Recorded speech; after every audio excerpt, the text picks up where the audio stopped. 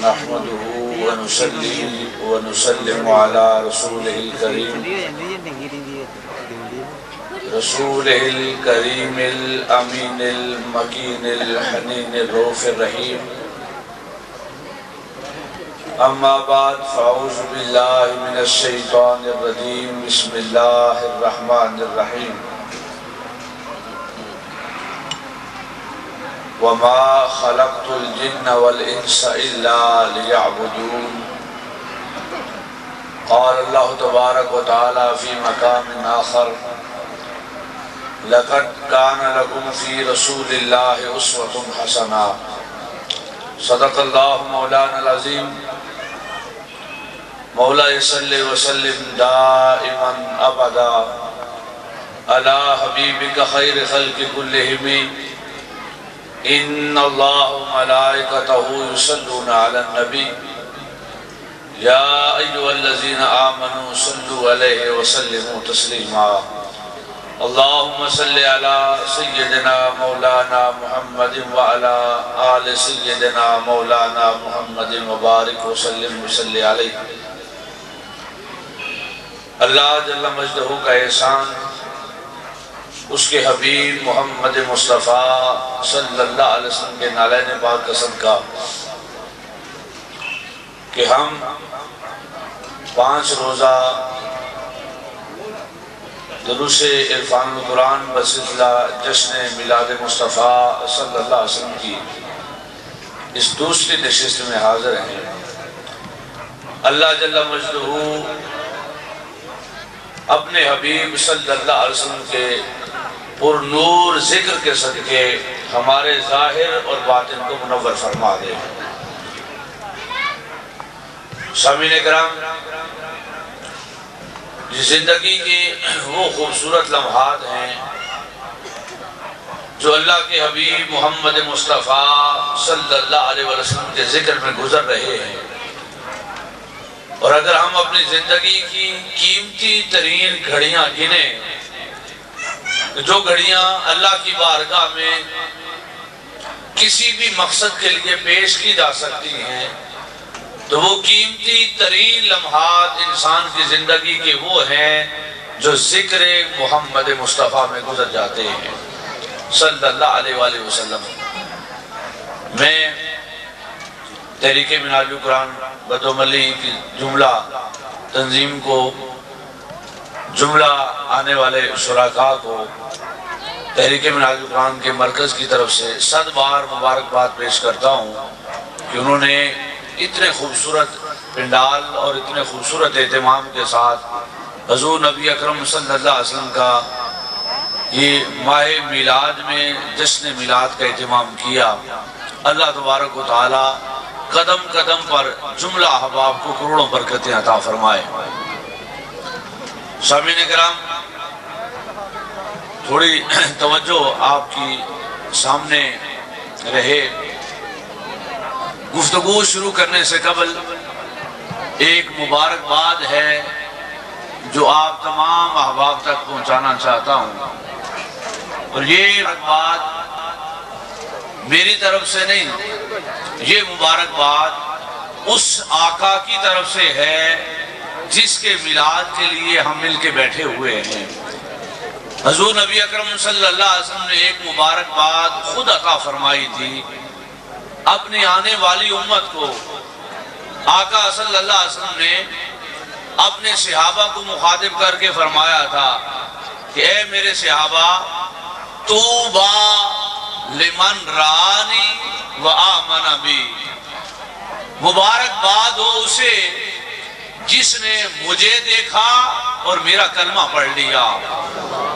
جس نے حضور نبی اکرم صلی اللہ علیہ وسلم کا دیدار کر کے آقا کا کلمہ پڑھا، حضور نے اسے ایک بار مبارکباد عطا فرمائی.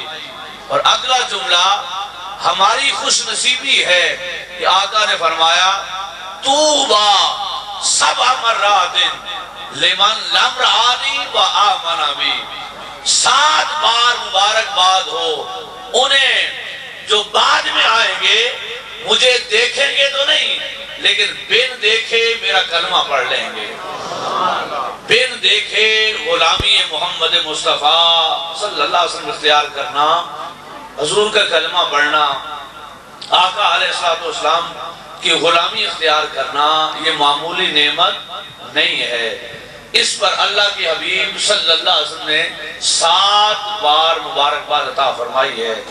اور یہ جو پورا مہینہ گزر رہا ہے، آپ احباب مختلف محافل میں شریک ہو رہے ہیں۔ آج دوسرا دن ہے اس 5 روزہ دروس عرفان القرآن بسلسلہ میلاد مصطفیٰ صلی اللہ علیہ وسلم میں آپ شریک ہیں، مزید 3 دن اور تشریف لائیں گے۔ تو یہ جو سینوں میں حضور نبی اکرم صلی اللہ علیہ وسلم کا ذکر سننے کی محبت ہے، آقا صلی اللہ علیہ وسلم کی ثناخوانی سننے کی محبت ہے، حضور نبی اکرم صلی اللہ علیہ وسلم کا تذکرہ سننے کے لیے یہ جو آپ کشاں کشاں آ رہے ہیں، یہ اتنی بڑی نعمت ہے کہ اللہ کی قسم روئے زمین پر اس سے بڑا کرم اور کوئی نہیں کہ انسان کا دل حب محمد مصطفیٰ صلی اللہ علیہ وسلم سے بھر جائے۔ آقا صلی اللہ علیہ وسلم نے ایک اور مبارکباد دی تھی ہمارے لیے، جو ایسی مبارکباد ہے، ایسے کلمات ہیں کہ میں سمجھتا ہوں کہ سب سے بڑا اعزاز، سب سے بڑا ٹائٹل، سب سے بڑی تعارف یا پہچان جو آقا نے ہمیں عطا فرمائی ہے، حضور کی زبان اقدس سے اس آنے والی امت کو ملی ہے، اس سے بڑا اور کوئی اعزاز نہیں۔ یہ جو جملہ حضور نے فرمایا اپنے غلاموں کے لیے، آقا صلی اللہ علیہ وسلم اپنے صحابہ کے درمیان بیٹھے ہیں اور آقا صلی اللہ علیہ وسلم نے ایک عجیب جملہ فرمایا، عجیب اظہار محبت فرمایا۔ آقا نے فرمایا وَدِدْتُ أَنِّي لَقَيْتُ إِخْوَانِي۔ آقا نے فرمایا صحابہ کو مخاطب کر کے، اے میرے صحابہ، میرا جی کرتا ہے کہ میں اپنے بھائیوں سے ملاقات کروں، میری خواہش ہے کہ میں اپنے بھائیوں سے ملاقات کروں۔ صحابہ اکرام رضوان اللہ علیہ مجمعین نے پوچھا آقا کیا ہم آپ کے بھائی نہیں ہیں؟ حضور نے فرمایا انتم اصحابی، تم میرے بھائی نہیں، تم میرے صحابہ ہو۔ صحابہ اکرام رضوان اللہ علیہ مجمعین نے ہاتھ باندھ کے پوچھا آقا اگر ہم آپ کے صحابی ہیں تو آپ کے بھائی کون ہوں گے جن سے ملاقات کی آپ بھی خواہش فرما رہے ہیں؟ حضور نبی اکرم صلی اللہ علیہ وسلم نے جو جواب دیا وہ جواب ہماری سب سے بڑی پہچان اور شناخت ہے۔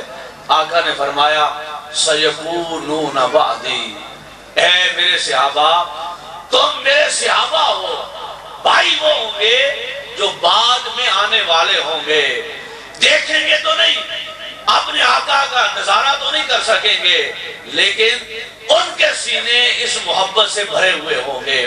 فرمایا وہ میرا ذکر کتابوں میں پڑھیں گے اور مجھ پر ایمان لے آئیں گے، میرا تذکرہ پڑھیں گے اور مجھ پر ایمان لے آئیں گے۔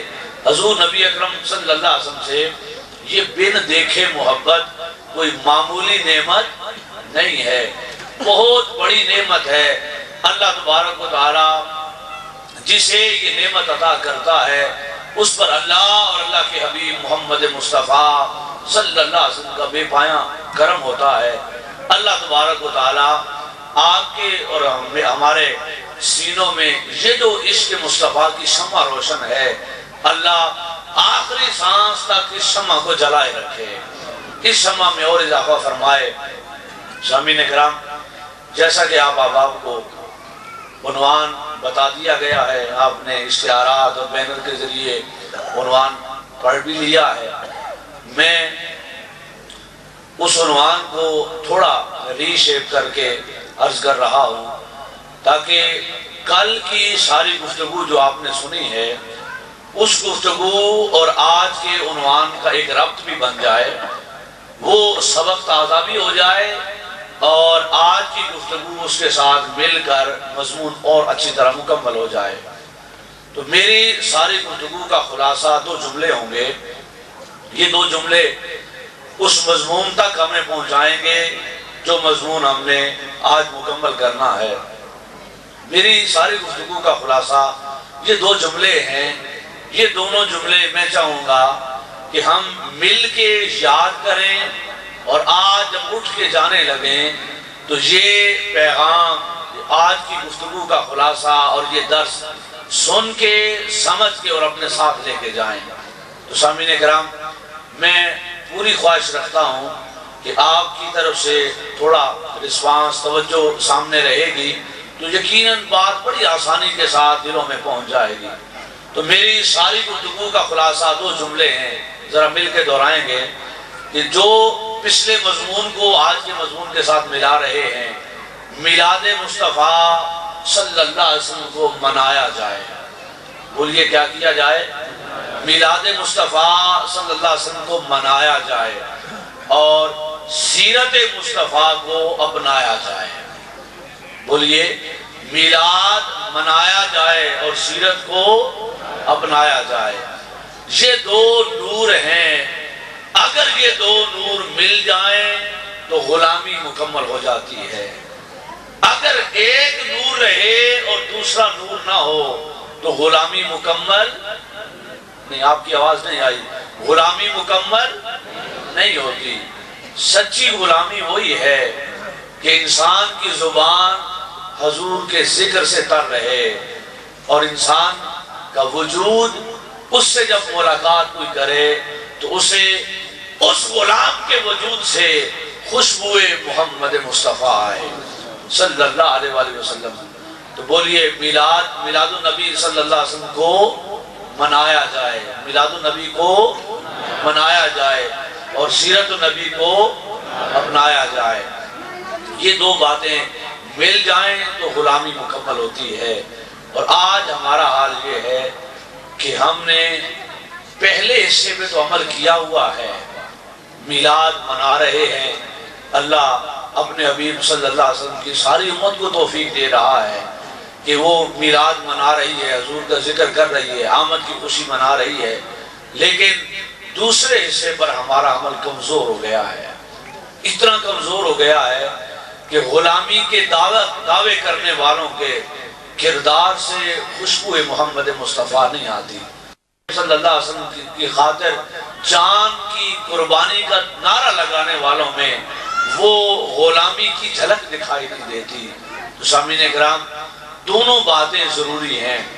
ایمان کو بچانے کے لیے، ایمان کی سلامتی اور تحفظ کے لیے انسان کو ذکر محمد مصطفیٰ صلی اللہ علیہ وسلم کی نعمت چاہیے، میلاد کی نعمت چاہیے، اور اللہ کی بارگاہ میں، اللہ کے حبیب صلی اللہ علیہ وسلم کی بارگاہ میں حاضر ہونے کے لیے کچھ غلامی کی صفات بھی چاہیے کہ جب ہم حشر میں اللہ کے حبیب کے حضور حاضر ہوں، مولا کے حضور حاضر ہوں، تو وہ کوئی تو علامت ایسی نظر آئے جسے دیکھ کر پہچان لیں کہ ہمارا غلام آ گیا ہے.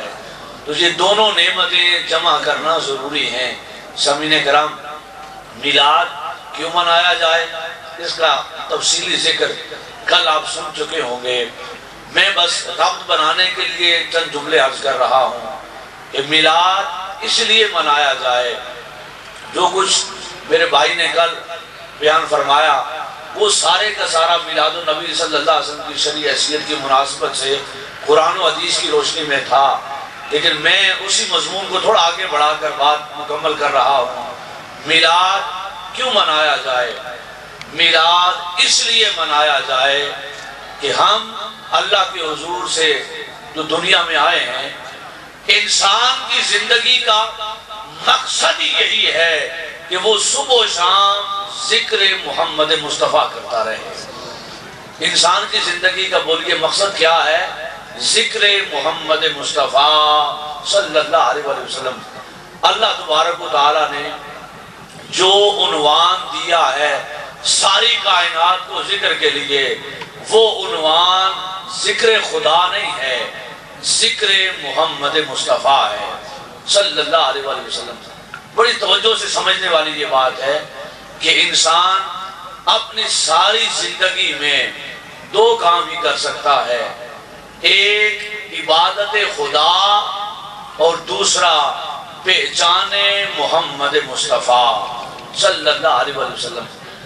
اس روئے زمین پر اللہ کے سوا کسی کی عبادت ممکن نہیں ہے۔ اور یہ بھی ذہن نشین رہے کہ بندے تیری رسائی، تیری پہنچ اور تیری دسترس اللہ کی ذات تک نہیں ہے، تیری پہنچ ہے تو در محمد مصطفیٰ تک ہے صلی اللہ علیہ وسلم۔ تو انسان دنیا میں عبادت خدا اور پہچان محمد مصطفیٰ کے لیے آیا ہے۔ سامعین اکرام، کائنات کا کوئی فرد یہ دعویٰ نہیں کر سکتا کہ وہ اللہ کو دیکھ کر عبادت کر رہا ہے۔ کوئی شخص یہ دعویٰ نہیں کر سکتا کہ وہ اللہ کو پہچان کے سجدہ کر رہا ہے۔ اگر جو جبین اللہ کی بارگاہ میں جھکتی ہے تو وہ اس کو مان کے جھکتی ہے، پہچان کے نہیں جھکتی۔ کیوں؟ کہ وہ خدا ہی نہیں کہ جو بندے کی عقل میں آ جائے۔ اللہ کی ذات بندے کی عقل سے ماورا ہے، تو انسان نے اسے مان کے سجدہ کرنا ہے۔ پہچان کے لیے اگر کوئی ذات مولا نے بنائی ہے تو وہ اپنی ذات نہیں، اپنے حبیب محمد مصطفیٰ کی ذات بنائی ہے صلی اللہ علیہ وآلہ وسلم۔ اگر ہم نے پہچاننا ہے، ہم نے معرفت حاصل کرنی ہے تو کس کی کرنی ہے؟ ذات محمد مصطفیٰ صلی اللہ علیہ وآلہ وسلم کی کرنی ہے۔ سامعین کرام، ہم تو ہم رہے، امت تو امت رہی۔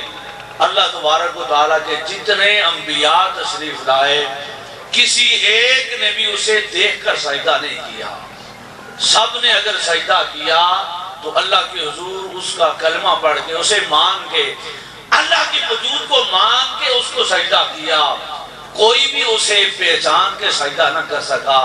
اللہ نے فرمایا، اے ساری انسانیت اور اے میرے انبیاء، میں نے اپنی پہچان کے لیے دو آنکھیں بنائی ہیں، اور وہ دو آنکھیں چشمان محمد مصطفیٰ ہیں صلی اللہ علیہ وسلم۔ اگر کائنات میں کوئی ایک ہے جس نے دیکھ کے سجدہ کیا ہے تو وہ جسم محمد مصطفیٰ صلی اللہ علیہ وسلم ہے۔ وہ چہرہ والدہا ہے جس نے اسے دیکھ کر اس کے حضور سر جھکایا ہے۔ بقیہ سارے مان کے جھکاتے رہے ہیں۔ ایک ہے جس نے پہچان کے سر جھکایا ہے، اور وہ ذات محمد مصطفیٰ صلی اللہ علیہ وسلم ہے۔ تو سامعین کرام، میں عرض کر رہا ہوں کہ انسان دنیا میں دو کام کرنے کے لیے آیا، ایک عبادت خدا اور دوسرا پہچان محمد مصطفیٰ صلی اللہ علیہ وسلم۔ بندوں کی اوقات تو کیا ہے، وہاں تو نبیوں کا مقام بھی یہی ہے کہ وہ اللہ کی عبادت کرتے ہیں اور آرزو رکھتے ہیں کہ انہیں مقام محمد مصطفیٰ صلی اللہ علیہ وسلم کی پہچان میسر آئے۔ سامعین کرام، بس ایک واقعہ عرض کر کے بات اور سمجھا رہا ہوں۔ شب معراج اللہ کا حبیب محمد مصطفیٰ صلی اللہ علیہ وسلم اللہ کے حضور گئے، رب کی ملاقات کے لیے گئے۔ تو مجھے بتائیں، بلایا کس نے تھا حضور کو؟ اللہ نے۔ آقا نے جانا کس کی بارگاہ میں تھا؟ مولا کی بارگاہ میں جانا تھا۔ حضور کہاں آرام فرما تھے؟ مسجد حرام میں۔ آقا صلی اللہ علیہ وسلم ام ہانی کے گھر آرام فرما تھے۔ حضور نبی اکرم صلی اللہ علیہ وسلم تیار ہو کر مسجد حرام میں آئے۔ اب بتائیں، حضور نے جانا اللہ کے پاس ہے، اللہ کی بارگاہ میں، اس کی بارگاہ میں معراج کے لیے اللہ نے بلایا ہے۔ حضور رب کی بارگاہ میں جا رہے ہیں اور بلانے والا خدا ہے۔ مسجد حرام سے اللہ تبارک و تعالیٰ نے بلایا ہے۔ جانے کا روٹ کیا بنتا ہے؟ جانے کا راستہ مسجد حرام سے سیدھا سدرۃ المنتہا بنتا ہے۔ بھئی بلانے والا خدا ہے، جانے والا حبیب خدا محمد مصطفیٰ ہے۔ اللہ کی بارگاہ میں جانا ہے، سواری تیار ہے، آقا براق پہ بیٹھے ہیں۔ اب جا کہاں رہے ہیں؟ مولا کی بارگاہ میں۔ اللہ نے فرمایا، حبیب آنا تو میرے پاس ہی ہے، ذرا دو قدم مسجد اقصیٰ میں لگا کے آ، ادھر سے چکر لگا کے آ۔ عرض کیا، مولا وہاں کس لیے جانا ہے کیا مسجد اقصی کو بڑی عظمتوں والی ہے؟ فرمایا حبیب نہیں، وہاں اس لیے بھیج رہا ہوں کہ تو اوپر آئے گا، میرے سامنے بیٹھے گا، میں تجھے دیکھوں گا، تو مجھے دیکھے گا۔ حبیب تیری معراج مکمل ہو جائے گی، لیکن اتنا تو دیکھ 1,24,000 وہ بھی تو اپنی معراج کے انتظار میں بیٹھے ہیں، وہ بھی اس انتظار میں ہیں کہ شب معراج جاتے ہوئے اللہ کا نبی اپنا دیدار ہمیں کرا جائے تاکہ ہماری بھی معراج مکمل ہو جائے۔ اللہ کا حبیب وہاں گیا، شاعر کی روح بھڑک اٹھی، اس نے کہا کہ تیری معراج کہ تو لوح و قلم تک پہنچا، تیری معراج کہ تو لوح و قلم تک پہنچا، میری معراج کہ میں تیرے قدم تک پہنچا۔ انسانیت کی معراج یہ نہیں ہے کہ وہ بارگاہ خدا تک جائے، انسانیت کی معراج یہ ہے کہ وہ بارگاہ محمد مصطفیٰ تک پہنچے۔ یہ آقا کا مقام ہے کہ حضور اللہ کی بارگاہ میں جا رہے ہیں، وہاں تو انبیاء کی معراج بھی در محمد مصطفیٰ صلی اللہ علیہ وسلم ہے۔ تو سامعین کرام، عرض کرنا یہ مقصود ہے، بات آگے جو بڑھا رہا ہوں کہ انسان دنیا میں بولیے کتنے کام کرنے کے لیے آیا؟ 2، عبادت خدا اور پہچان محمد مصطفیٰ صلی اللہ علیہ وسلم۔ تو یہ 2 کام کرنے ہیں، عبادت اللہ کی کرنی ہے، اسے جان اور پہچان کے نہیں، اسے مان کے، اس کا دل سے اقرار کر کے۔ کوئی بیت اللہ میں جا کے سجدہ کرے تو کیا دیکھ کر کرتا ہے؟ نہیں، مان کے کرتا ہے۔ یہاں سجدہ کرے تو اس کی عبادت کرنی ہے اسے مان کے، اور پہچاننا ہے تو فرمایا لَقَدْ كَانَ لَكُمْ فِي رَسُولِ اللَّهِ أُسْوَةٌ حَسَنَةٌ۔ اے کائنات انسانی، میں نے اگر کوئی نمونہ بنایا ہے پہچان کے لیے، کوئی سیرت بنائی ہے اقتداء کے لیے، کوئی وجود بنایا ہے جسے دیکھ کر تم اللہ کو پہچان سکو، تو وہ وجود محمد مصطفیٰ ہے صلی اللہ علیہ وسلم۔ تو انسان کے لیے نمونہ اللہ کی ذات نہیں، انسان کے لیے نمونہ ذات محمد مصطفیٰ ہے صلی اللہ علیہ وسلم۔ تو میلاد کا مقصد یہ ہے، میلاد منانے کا سبب اور مقصد یہ ہے کہ ہمیں تو اس نے جو مضمون دیا ہے وہ اپنی ذات کا مضمون نہیں دیا، ہمیں مضمون دیا ہے تو اپنے حبیب کی ذات کا مضمون دیا ہے۔ آپ دائیں بائیں دیکھ لیں، پورے معاشرے کے اندر کوئی محفل ہوتی ہے ذات خدا کے بارے میں، کوئی جلسہ کرتا ہے کہ خدا کے بارے میں ہم نے جلسہ کرنا ہے، اللہ کا ذکر کرنا ہے، اللہ کی پہچان کرنی ہے، اس لیے نہیں کہ وہ ہماری پہچانوں سے ماورا ہے، وہ ہماری سوچ کے دائروں سے ماورا ہے۔ انسان ذات خداوندی کو نہ سمجھ سکتا ہے نہ سن سکتا ہے۔ جو اللہ کا کلام سن لے وہ بندہ نہیں رہتا، پھر وہ نبی ہو جاتا ہے، وہ اللہ کی بارگاہ میں مقام نبوت پر فائز ہو جاتا ہے۔ نبی کے علاوہ وہ کسی سے کلام نہیں فرماتا۔ تو سامعین کرام، بندے کو مضمون اگر اللہ نے دیا ہے تو وہ ذکر محمد مصطفیٰ ہے صلی اللہ علیہ وسلم۔ میں ایک بڑی سادہ سی مثال دے رہا ہوں، آپ دنیا کی کوئی کتاب لے آئیں، کوئی کتاب اٹھا کے لائیں، ایک چیپٹر بتا دیں، ایک صفحہ بتا دیں جس میں یہ لکھا ہو کہ خدا کیا ہے، اللہ کی ذات کیا ہے۔ میں حضور شیخ الاسلام کا ایک جملہ عرض کر رہا ہوں اور یہ نچوڑ ہے پوری دینی تعلیمات کا۔ آپ نے فرمایا کہ علم کا عنوان اگر کوئی وجود ہے تو وہ وجود محمد مصطفیٰ ہے۔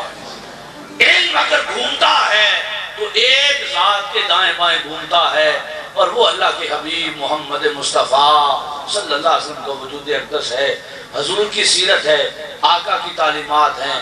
انسان ان کتابوں کو چھوڑے، آپ قرآن اٹھائیں، حدیث پاک اٹھائیں، حدیث کی کوئی کتاب اٹھائیں تو حدیث کس کی خبر دے گی؟ اللہ کی خبر نہیں دے گی، حدیث اللہ کے حبیب محمد مصطفیٰ کی خبر دے گی۔ حدیث تو کہے گی کہ مجھے پڑھنے والے ذرا دھیان سے پڑھنا حدیث تو کہتے کسے ہیں؟ حدیث کہتے ہیں قول و فعل محمد مصطفیٰ کو صلی اللہ علیہ وسلم. آقا کی سیرت اور تعلیمات کا خلاصہ وہ حدیث ہے. اور کتاب اٹھائیں آخری قرآن مجید تو قرآن کا عنوان اور مضمون کیا ہے؟ ہم نے قرآن کیا پڑھنا ہے، کیا سمجھنا ہے. جنہیں قرآن کی سمجھ آئی ہے یا جو عارفانہ نگاہ سے اس کو دیکھ سکے ہیں وہ تو ہاتھ باندھ کے کہتے ہیں کہ لوگوں ایک ایک آیت نہیں ہماری نگاہ سے پڑھو تو زیراں زبراں شداں مداں شان نبی وچ آئیاں، زیراں زبراں شداں مداں شان نبی وچ آئیاں، عامہ لوکاں خبر نہ کائی خاصاں رمضاں پائیاں. وہ کہتے ہیں اگر عشق اور محبت کی نگاہ سے قرآن پڑھو تو ایک ایک زیر اور زبر نعت محمد مصطفیٰ ہے صلی اللہ علیہ وسلم. تو پتہ چلا حدیث کا عنوان ذات مصطفیٰ ہے، قرآن کا عنوان ذات مصطفیٰ ہے، علم کا عنوان ذات مصطفیٰ ہے. جس بھی شعبے کا عنوان دیکھیں تو ایک ذات نمونہ ہے اور وہ ذات ذات محمد مصطفیٰ ہے صلی اللہ علیہ وسلم. تو ہم نے تو آیا دنیا میں، ہم تو آئے ہی اسی ذکر کے لیے. اللہ نے اگر بھیجا ہے، انسانیت کو پیدا کیا ہے تو اپنی پہچان کے لیے نہیں، پہچان محمد مصطفیٰ صلی اللہ علیہ وسلم کے لیے.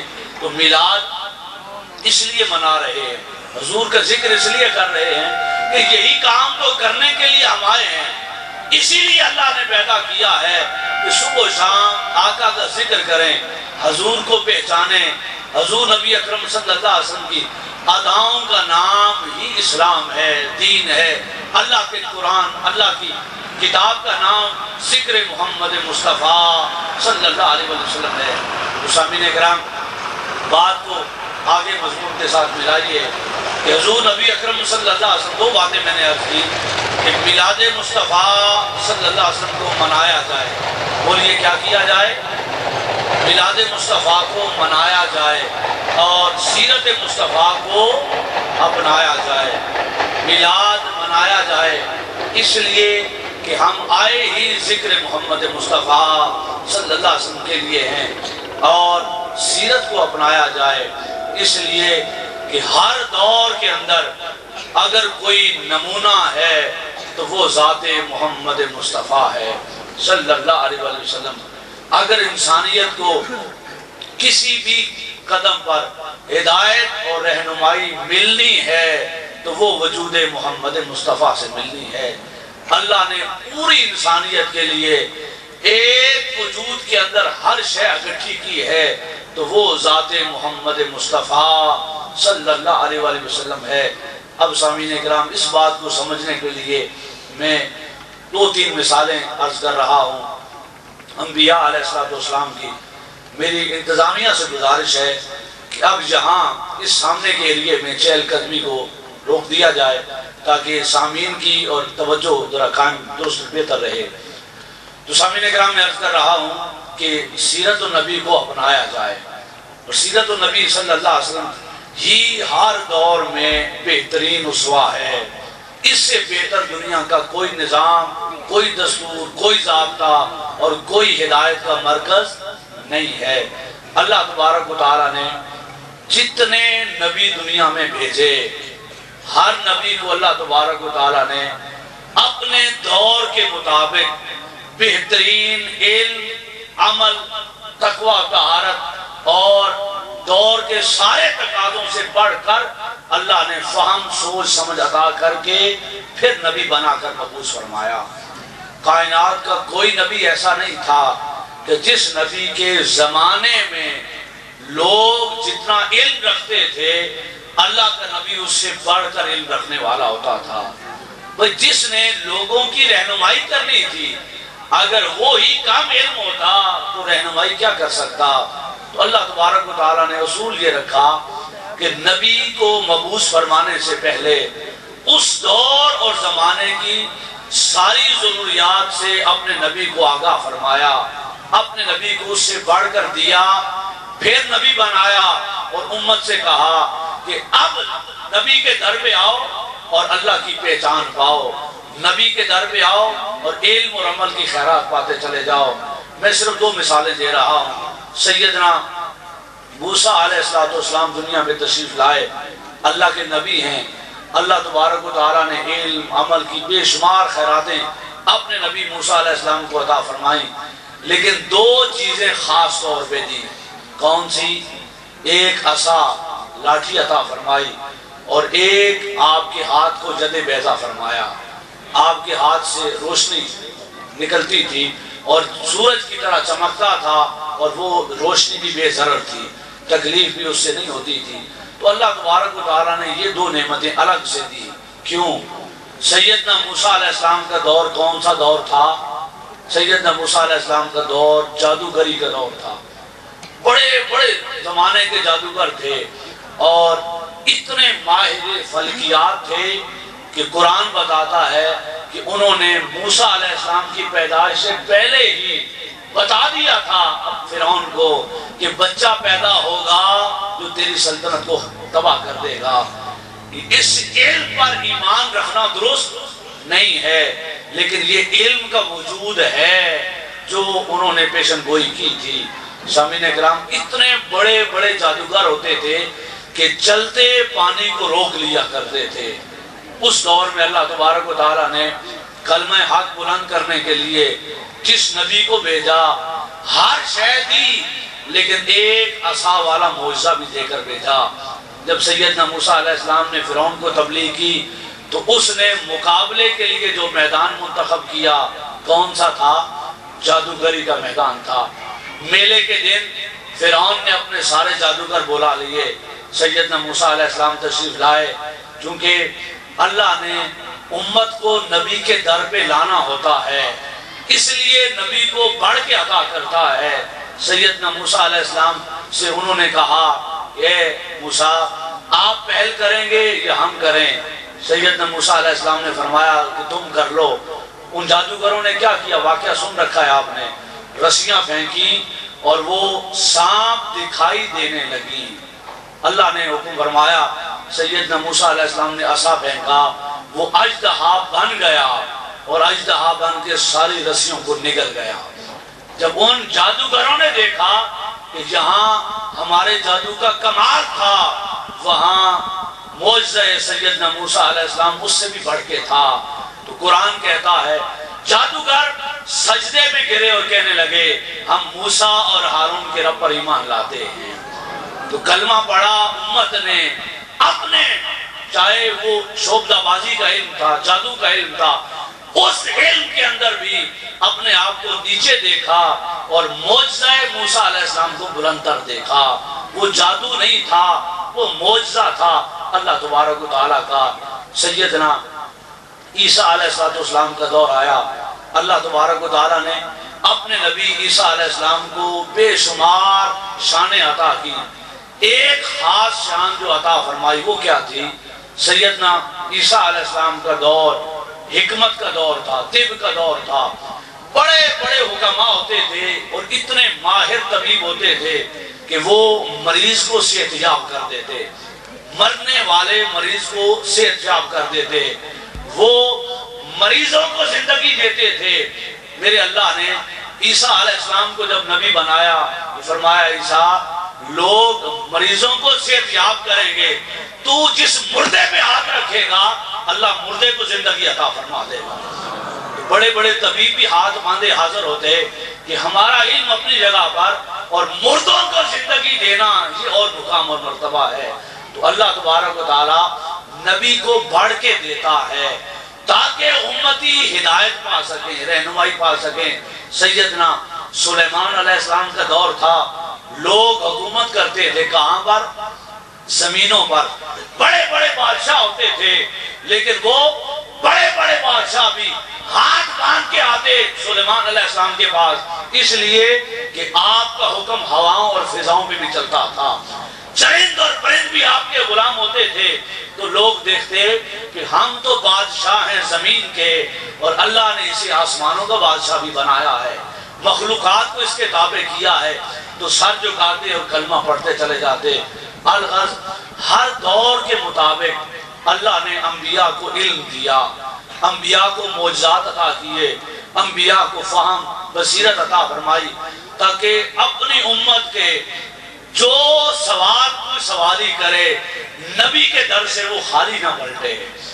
جس شے کی طرف کوئی لے کر نبی کی بارگاہ میں آئے تو نبی کی بارگاہ سے ہر خیر اسے میسر آئے۔ سامعین کرام، جب سلسلہ انبیاء مکمل ہوا اور باری آئی آمنہ کے لال کی، باری آئی ہمارے آقا علیہ السلام کی، اللہ نے فرمایا حبیب ایک آیت آیا تھا، آدم علیہ السلام تشریف لائے تھے تو میں نے اپنے بندے آدم کو کیا دیا تھا؟ علم آدم الاسماء کلہا، میں نے اپنے بندے آدم کو علم اسماء عطا کیا تھا۔ اے حبیب جب میں نے داؤد کو بھیجا تو میں نے اپنے بندے داؤد کو علمناہ صنعۃ لبوس، اپنے بندے داؤد کو لوہے سے اشیاء زرع بنانے کا علم عطا فرمایا۔ میں نے اپنے بندے حضرت سلیمان علیہ السلام کو بھیجا تو انہیں پرندوں کی بولیوں کا علم عطا کر کے بھیجا۔ میں نے خضر علیہ السلام کو بھیجا تو میں نے علمناہ من لدنا علما، اپنے علم خاص میں سے کچھ حصہ عطا کر کے بھیجا۔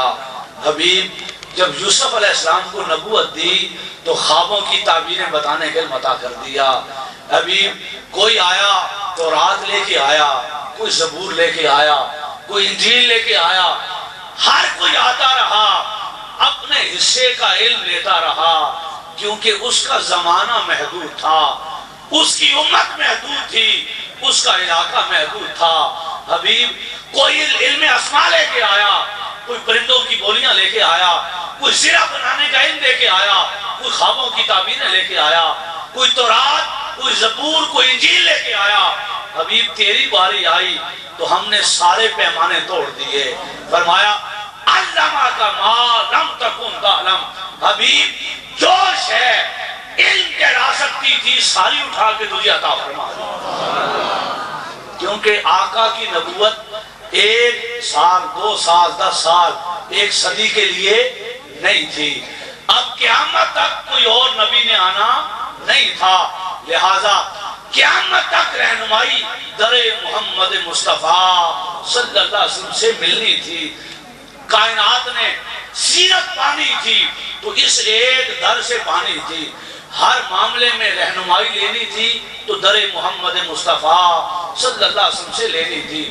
لہٰذا اللہ تبارک و تعالیٰ نے فرمایا حبیب کچھ علوم دے دیے اور کچھ رہ گئے، تو کہیں ایسا نہ ہو جائے کہ قیامت تک کوئی یہ سوال کر سکے کہ میرے لیے تو آقا نے کوئی نمونہ نہیں چھوڑا، میرے لیے ہدایت اور رہنمائی کے لیے حضور کی بارگاہ سے اسوہ دستیاب نہیں ہے۔ تو اللہ نے فرمایا حبیب علمک ما لم تکن تعلم، حبیب جو شے علم کہلا سکتی تھی وہ سارے کا سارا علم حبیب اٹھا کے تجھے عطا فرما دیا۔ جس جس شے کی تمہیں خبر نہ تھی ہر خبر عطا فرما دی، اور فرمایا حبیب لوگ شک میں پڑیں گے کہ کون سا علم دیا اور کون سا نہیں دیا۔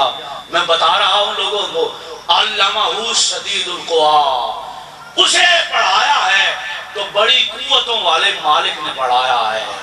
کوئی میرے حبیب کے علم کے بارے میں دائیں بائیں کی باتیں نہ کرے، اس لیے کہ اگر اس کا علم جاننا ہے تو دیکھو اسے پڑھانے والا استاد کون ہے، اسے پڑھانے والا کون ہے۔ پڑھانے والا خدا ہو، پڑھنے والا محبوب خدا ہو، تو اندازہ لگائیں کون سے علوم ہوں گے جو اللہ نے چھوڑ دیے ہوں گے۔ وہ تو خود فرما رہا ہے ثم انا علینا بیانہ، کہ یہ جو مضامین ہیں قرآن کے، تفاسیر ہیں، ترجمے ہیں، قرآن مجید کے علوم ہیں، حبیب یہ بھی تیرے مولا نے خود تیرے دل کے اندر رکھ دیے ہیں، کھول کھول کے بیان فرما دیے ہیں۔ تو سامعین کرام بتانا یہ مقصود ہے کہ سیرت ہر دور میں ناگزیر ہے، اور ہر دور میں ناگزیر بنانے کے لیے، ہر دور کو نمونہ ایک دینے کے لیے اللہ تبارک و تعالیٰ نے جو نمونہ حضور نبی اکرم صلی اللہ علیہ وسلم کو عطا فرمایا، سارے انبیاء کے معجزے جمع کیے گئے اور وجود محمد مصطفیٰ صلی اللہ علیہ وسلم میں رکھ دیے گئے، سارے علوم اکٹھے کیے گئے تو وہ وجود محمد مصطفیٰ صلی اللہ علیہ وسلم میں رکھ دیے گئے۔ سامعین کرام، اب اگر کوئی یہ سوال کرے یا کسی کے ذہن میں یہ آئے یا کوئی ایسا گوشہ تلاش کر لیا جائے کہ جس گوشے میں حضور کی رہنمائی نعوذ باللہ موجود نہ ہو، تو ضرورت پیدا ہوتی ہے نئے نبی کی۔ نیا نبی چونکہ قیامت تک اور نہیں آنا، لہذا حضور کی امت کی ذمہ داری ہے کہ وہ حضور کی سیرت، سنت اور آقا کی تعلیمات سے ہر شے کا نمونہ ظاہر کر کے بتائے، ہر شے کا نمونہ، ہر معاملے میں ہدایت اور رہنمائی کا اسوہ حضور نبی اکرم صلی اللہ علیہ وسلم کے کردار سے لینا اور کائنات تک پہنچانا۔ اب یہ ذمہ داری ہے حضور نبی اکرم صلی اللہ علیہ وسلم کی امت کی۔ میں دو تین واقعات سے بات اور آسانی سے دلوں میں پہنچانا چاہتا ہوں۔ حضور نبی اکرم صلی اللہ علیہ وسلم کو اللہ نے کون کون سے علوم دیے اور کس کس شے میں نمونہ کمال بنایا ہے۔ سامعین کرام، میرے آقا فجر کی نماز پڑھا کر منبر پر بیٹھے اور آقا نے گفتگو فرمائی۔ صحابہ فرماتے ہیں گفتگو کرتے کرتے، خطاب فرماتے فرماتے آذان ظہر ہو گئی۔ کون سی آذان؟ ظہر کی آذان ہو گئی۔ کب شروع کی تھی گفتگو؟ فجر کی نماز پڑھا کر حضور نے جماعت کا وقفہ کیا، نماز ظہر پڑھا کر پھر منبر پر بیٹھے۔ حضور نے پھر گفتگو شروع فرمائی اور آذان عصر ہو گئی۔ عصر کا وقفہ ہوا، پھر میرے آقا منبر پر بیٹھے، پھر گفتگو شروع ہوئی اور آذان مغرب ہو گئی۔ طلوع فجر سے لے کر غروب آفتاب تک میرا آقا خطاب فرماتا رہا۔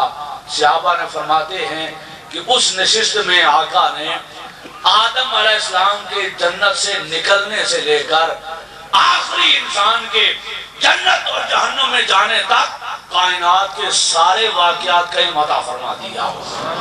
یہ ایک ایک نشست کا عالم تھا، تو 63 سال کی ان نشستوں کا عالم کیا ہوگا۔ حضور نبی اکرم صلی اللہ علیہ وسلم نے کون کون سے علوم کائنات کو دیے۔ سامعین کرام، حضور نبی اکرم صلی اللہ علیہ وسلم کے بڑے احسانات ہیں اپنی امت پر، اتنے احسانات ہیں، ان تعدوا نعمت اللہ لا تحصوها، کہ حضور کے صدقے جو کائنات کو نعمتیں ملی ہیں، انسان وہ گننا چاہے تو گن نہیں سکتا۔ لیکن ایک احسان جو میں سمجھتا ہوں سب سے بڑا احسان ہے حضور کا اپنی امت پر۔ سب سے بڑا کرم اگر کوئی ہے جو آقا نے اپنی امت اور انسانیت کے ساتھ کیا ہے تو وہ کیا ہے؟ اللہ نے فرمایا علمہ کا ما لم تکن تعلم، حبیب جو علم تمہیں نہیں تھا ہر علم تمہیں عطا فرمایا۔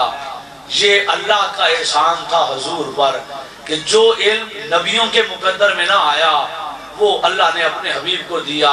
اور حضور کا احسان کیا ہے؟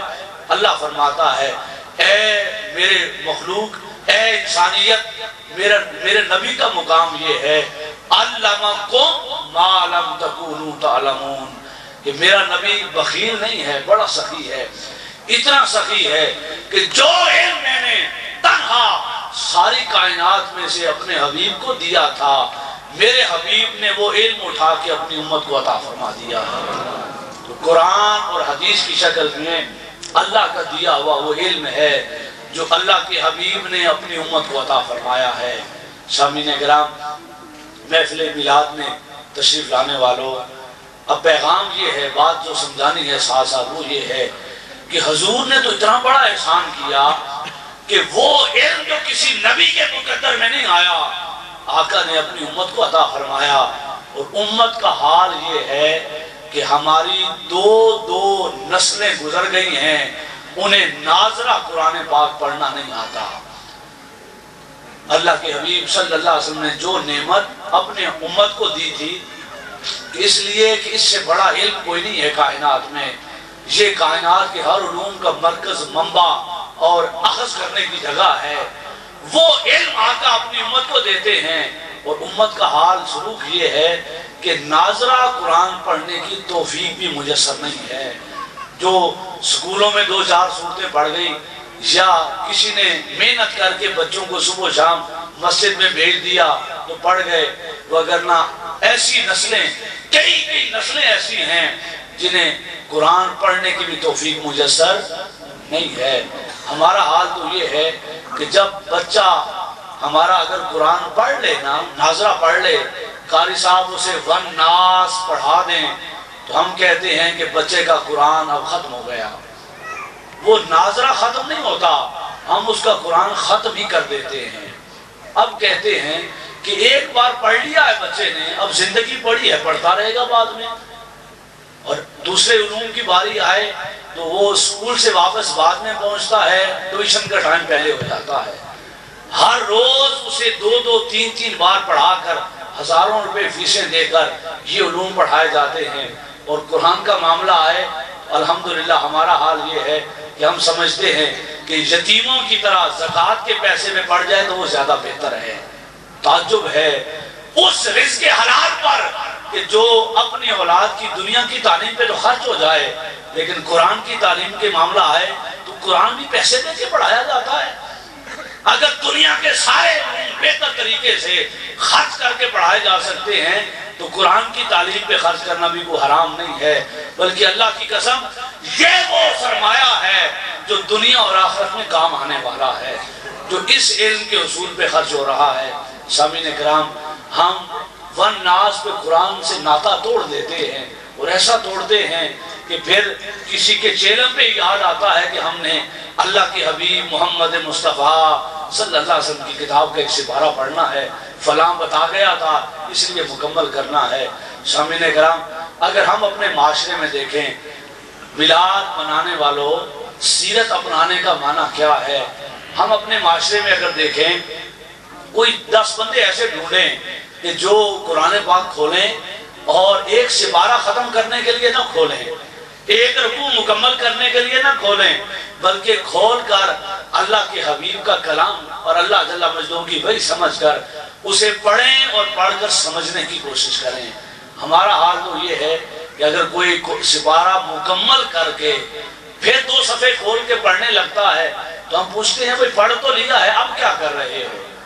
کتنا عجیب تعلق ہے ہمارا اس کتاب کے ساتھ۔ اللہ کی قسم، یہ کتاب اگر اللہ نے دی تھی تو کس لیے دی تھی؟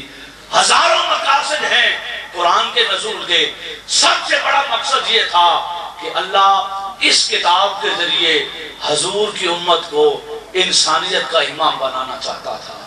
اللہ تبارک و تعالیٰ کی بارگاہ چاہتی تھی کہ اس نور کے ذریعے میرے حبیب کی امت دنیا کی امامت کرے۔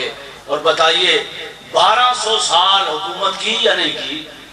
1200 سال تک کائنات کی امام حضور کی امت رہی، اس لیے کہ اس قرآن سے تعلق بنایا، سینوں میں رکھا اور کرداروں میں قرآن کی تعلیمات کو سجایا۔ لوگ مسلمانوں کو دیکھ کر اپنا کردار بدلا کرتے تھے، مسلمانوں کو دیکھ کر اپنا رہن سہن بدلا کرتے تھے۔ اس وقت تک امامت ہمارے پاس رہی، اور جب ہم نے اس قرآن کی تعلیمات سے منہ موڑ لیا تو امامت نے بھی حضور کی امت سے منہ موڑ لیا۔ اب عالم یہ ہے کہ آپ دنیا کی تعلیم یافتہ اقوام کی لسٹ بنائیں تو افسوس کی بات ہے، دکھ بھرے دل سے عرض کر رہا ہوں کہ حضور کی امت کا مقام سب سے نیچے دکھائی دیتا ہے۔ سیرت مصطفیٰ صلی اللہ علیہ وسلم ہر دور میں ناگزیر ہے۔ میرے آقا کا ایک جملہ تھا، دشمنوں نے اپنا لیا اور آج وہ امامت کے مقام پر ہیں کہ ہم ہدایت اور رہنمائی کے لیے مغرب کا منہ دیکھتے ہیں۔ وہ کیا؟ جس جملے سے ہم نے محبت نہیں کی اور ہم نے اپنا کردار ادا نہیں کیا۔ میرے آقا نے فرمایا تھا کیا کہ ہر طلب العلم فریضۃ علی کل مسلم، کہ علم حاصل کرنا ہر مسلمان پر، بولے آواز نہیں آئی، فرض ہے، اونچا بولیں، علم حاصل کرنا ہر مسلمان پر فرض ہے۔ اور ہمارا حال یہ ہے کہ نسلیں جہالت میں گزر رہی ہیں۔ اس ایک جملے پر مغرب نے عمل کیا ہے اور آج وہ امامت کر رہا ہے۔ جو احباب یورپ سے ہو کے آئے ہیں انہیں معلوم ہے کہ پورے یورپ کا قانون ہے کیا کہ جب کسی کا کوئی بچہ 5 سال کی عمر کا ہو جائے اور وہ اگلے دن اسکول نہ جائے تو پولیس آ کر والدین کو پکڑ کے لے جاتی ہے۔ 5 سال عمر مکمل ہونے کے بعد باپ کو اجازت نہیں ہے کہ اپنے بچے کو گھر بٹھا سکے۔ 5 سال پورے ہوتے ہیں تو گاڑی آتی ہے، رجسٹریشن پہلے ہوتی ہے، انہیں پہلے پتا ہوتا ہے کہ فلاں فلاں فیملی کے بچے اس تاریخ کو اتنے سال کے ہو رہے ہیں، ان کی رجسٹریشن ہو چکی ہوتی ہے، گاڑی آتی ہے اور اٹھا کے اسکول لے جاتی ہے۔ ہر بچے پر علم حاصل کرنا ہر مسلمان مرد اور عورت پر ہمارے آقا نے حکم دیا تھا۔ ہم نے حال اس کا یہ کیا ہے کہ پرائمری سے ہی جو ڈراپ آؤٹ ریشو ہے وہ شاید 50% سے بھی زائد ہے۔ 100 بچہ اگر داخل ہوتا ہے تو مڈل میں 50 بھی نہیں پہنچتے، ہم اس سے پہلے ہی چھڑا لیتے ہیں۔ ہم بقیہ ضروریات زندگی پہ خرچ کرتے ہیں، اپنی نسل کو بہترین تعلیم دینے پر خرچ نہیں کرتے۔ آقا نے فرمایا تھا کہ سب سے بہتر صدقہ باپ کے لیے وہ ہے جو اپنے بیٹے کی تعلیم پر خرچ کرتا ہے، اس کے علم پہ خرچ کرتا ہے، حصول علم پہ خرچ کرتا ہے۔ سامعین اکرام ایک مثال اور دے دوں، حضور کی سیرت تو بڑی بلند ہے، اللہ کی قسم ساری کائنات جمع ہو جائے اس سے بہتر اسوہ کا کوئی نمونہ پیدا نہیں کیا جا سکتا۔ حضور کے غلاموں کا عالم یہ ہے کہ جو سیرت وہ چھوڑ گئے دنیا کو اس سے بہتر بھی کوئی سیرت میسر نہیں آ رہی۔ آج پورے یورپ میں ایک قانون ہے، جو وہاں رہے ہیں انہیں پتا ہے کہ پورے یورپ کے اندر ہر بچے کو کھانے پینے کا وظیفہ ملتا ہے، تعلیم فری ہے، علاج فری ہے، اور کھانے پینے کے لیے گورنمنٹ وظیفہ دیتی ہے۔ کسی ملک میں 1000 یورو ہے، کسی میں 800 ہے، کسی میں 600 ہے، ملکوں کی اپنے اپنی پالیسیز کے مطابق، لیکن کچھ نہ کچھ وظیفہ ہے جو ہر بچے کو گورنمنٹ بچے کے لیے اس کے والدین کو دیتی ہے۔ یہ تو پتا ہوگا کہ وظیفہ ملتا ہے، لیکن یہ پتا ہے کہ وہ وظیفہ کیوں دیتے ہیں، کس کے نام پہ دیتے ہیں۔ ان کے قانون کی کتابیں اٹھا کے دیکھو، ہر بچے کو وظیفہ دیتے ہیں اور یہ کہہ کے دیتے ہیں، اس میں مسلمان بچے بھی ہیں، ان کے اپنے غیر مسلم بچے بھی ہیں، اور وہ وظیفہ یہ کہہ کے دیتے ہیں کہ یہ وظیفہ ہم گریٹ عمر کے نام پہ دے رہے ہیں۔ اس وظیفے کو شروع کرنے والا سیدنا عمر فاروق رضی اللہ تعالیٰ عنہ تھے، جنہوں نے مدینے میں بچوں کے دودھ کے خرچے کا نظام جاری کیا تھا۔ آج کفر حضور کے غلام کی سیرت کو اپنا کر اس کے مطابق اپنی ساری قوم کے بچوں کو وہ سہولت دے رہا ہے جو سیدنا عمر فاروق رضی اللہ تعالیٰ عنہ نے اپنے دور کی فلاحی ریاست میں دی تھی۔ عالم کفر جتنا مرضی بڑھ جائے، علم اور فلاح کے تصور جتنے ترقی کر جائیں، اگر کوئی نمونہ ہے پوری کائنات کے لیے بہترین فلاحی ریاست کا تو وہ نمونہ ہے سیدنا عمر فاروق رضی اللہ تعالیٰ عنہ کے دور حکومت کا، جسے آقا نے اپنا ہی دور فرمایا تھا، جس کے لیے آقا نے فرمایا تھا کہ تم پر میری اور میرے خلفاء کی اطاعت لازم ہے۔ سامعین کرام، مضمون سمجھا رہا ہوں کہ سیرت النبی صلی اللہ علیہ وسلم ہر دور کی بولیے کیا ہے، ناگزیر ضرورت ہے کہ اس سے بہتر کوئی نمونہ کائنات کو مل نہیں سکتا۔ اور ساتھ دونوں مضمون ملا رہا ہوں کہ میلاد منایا جائے اور سیرت کو اپنایا جائے۔ آج سامعین کرام مجھے موقع میسر آیا، اس اتوار کو میں واپس آیا عمان سے، تحریک مناظر القرآن کی طرف سے ماہ میلاد میں مختلف اجتماعات پر گفتگو کا موقع ملا۔ پچھلے سال یورپ کے 5-6 ممالک میں جانے کا موقع ملا۔ میں جو ایک جملہ نچوڑ عرض کر رہا ہوں اپنی سوچ اور بصیرت کا، وہ یہ ہے کہ آج کا دور تقریروں کا دور نہیں ہے، وہ ہم سے بہتر علم رکھنے والے ہیں۔ آج اگر کوئی چاہتا ہے کہ حضور کی امت کی عزت بلند ہو، آج اگر کوئی چاہتا ہے کہ لوگ حضور کی امت کی طرف دیکھیں اور حضور کے دین سے رہنمائی لیں، تو آج تبلیغ کرنے کے لیے خطاب کی حاجت نہیں ہے، آج ضرورت ہے پاکیزہ کردار کی۔ ایک سنت پہ عمل کر لیں، 100 خطابات سے اتنا اثر نہیں ہوگا جتنا ایک کردار اپنا لیں گے۔ اللہ کی قسم سچے دل سے حضور کی سیرت کو اپنائیں، لوگ آپ کو دیکھ دیکھ کر بدلتے چلے جائیں گے، لوگ آپ کا کردار دیکھ کر اپنا کردار بدلتے چلے جائیں گے۔ سامعین کرام، آخری حصے کی طرف آ رہا ہوں۔ حضور نبی اکرم صلی اللہ علیہ وسلم کی سیرت کیسے ناگزیر ہے ہر دور کے لیے۔ آپ حضور نبی اکرم صلی اللہ علیہ وسلم کی سیرت مقدسہ کا کوئی گوشہ لیں، آپ اپنی زندگی کا کوئی گوشہ لیں، چاہے وہ گوشہ علم کا ہو، چاہے وہ گوشہ عمل کا ہو، چاہے وہ گوشہ سائنس اور ٹیکنالوجی کا ہو، چاہے وہ گوشہ سیاست کا ہو، چاہے وہ گوشہ معیشت کا ہو، جس گوشے میں دیکھیں گے اگر کوئی نمونہ ملے گا تو وہ سیرت محمد مصطفیٰ صلی اللہ علیہ وسلم سے نمونہ ملے گا۔ کئی میرے بھائی وکلا بیٹھے ہوں گے، لوگ سمجھتے ہیں کہ UN کا دستور بڑا پرانا ہے، بڑے بڑے ممالک نے بڑا بہترین دستور بنایا ہوا ہے۔ سامعین کرام، سارے دستور اکٹھے کیے جائیں تو اللہ کی قسم ساری دنیا کے ممالک کے دستور، یہ سارے دساتیر میثاق مدینہ کی گرد پہ قربان ہیں۔ میرے آقا نے 1400 سال پہلے جو مدینہ کی اقوام کے درمیان، لوگوں کے درمیان معاہدہ کیا تھا، حضور شیخ الاسلام ڈاکٹر محمد طاہر القادری صاحب نے میثاق مدینہ کے آرٹیکل بنائے، غالباً 64 سے زائد آرٹیکل بنا کے بتایا کہ دنیا کا بہترین دستور لے آئیں اور اس دستور کو دستور ریاست مدینہ کے ساتھ ملائیں تو پتہ چلے گا کہ ہر دستور اپنے علم کی انتہا پہ جانے کے باوجود دہلیز مصطفیٰ پہ جھکا ہوا نظر آئے گا۔ آقا صلی اللہ علیہ وسلم کی اس علم اور اس سیاسی بصیرت کے سامنے جھکا ہوا نظر آئے گا۔ آپ کوئی گوشہ لیں زندگی کا، آپ یہ سمجھتے ہیں کہ شاید 1400 سال پہلے حضور صفا چبوترے پر مٹی پہ اپنے غلاموں کو بٹھا کر سادہ سادہ کھانے پینے کے آداب سے کھاتے ہوں گے؟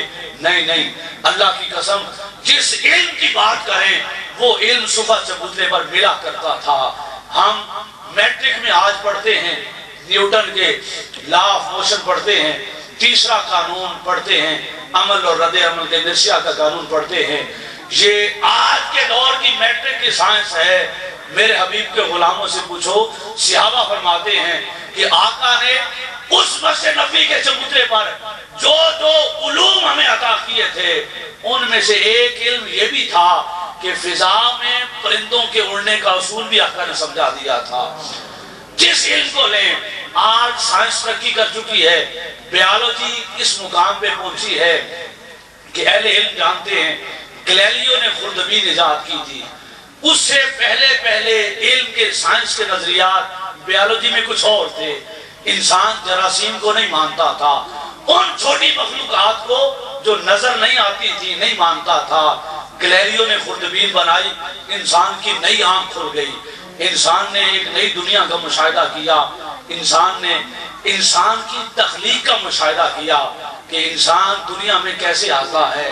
آج کے بیالوجی اس مقام پہ پہنچی کہ انسان کی تخلیق رحم مادر میں ان مراحل سے گزر کے ہوتی ہے۔ قربان جائیں، 1400 سال پہلے جب خوردبین کا وجود کیا تصور بھی نہ تھا، میرے آقا نے حدیث پاک اٹھا کے دیکھیں کہ ماں کے پیٹ میں بچے کے مہینے کے مراحل کا چارٹ عطا کر دیا تھا کہ کس مرحلے سے اللہ تبارک و تعالیٰ کب ہڈیاں بناتا ہے، کب روح پھونکتا ہے، کب اس کا مقدر لکھا جاتا ہے۔ اور قرآن نے کہا فَجَعَلْنَاهُ سَمِيعًا بَصِيرًا، ہم ماں کے پیٹ میں انسان کو سننے والا اور دیکھنے والا بناتے ہیں۔